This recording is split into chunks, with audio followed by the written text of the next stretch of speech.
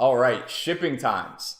So some people said, we all know that the biggest issue with AliExpress is the delivery time, and people want to know how to decrease that delivery time and how bad it is when people have to wait 2 to 4 weeks to get their product. So first off, I would recommend really only selling products that have e-packet shipping or faster. Generally, e-packet is going to be somewhere between 1 and 3 weeks. And I mean, yes, you definitely do not want people waiting 2 months to get your product. But I think this question and this idea of shipping times being so important really comes from a place of personal bias. And mainly personal bias from Americans. The other day, I ordered something off Amazon around 2 p.m. It showed up on my doorstep at 10 a.m. the next day.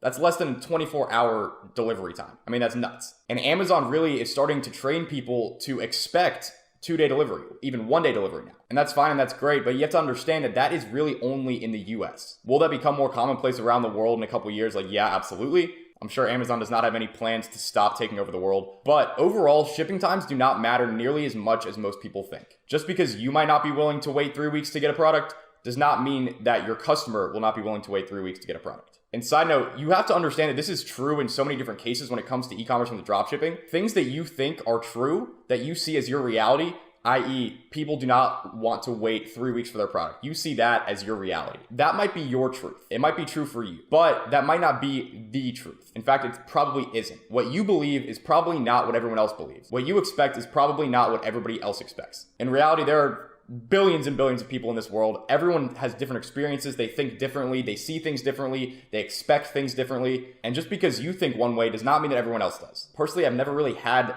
any issues at all with long shipping times. As long as your product is getting there within a couple weeks, it really should not be that big of a problem. Will you get people emailing you about it?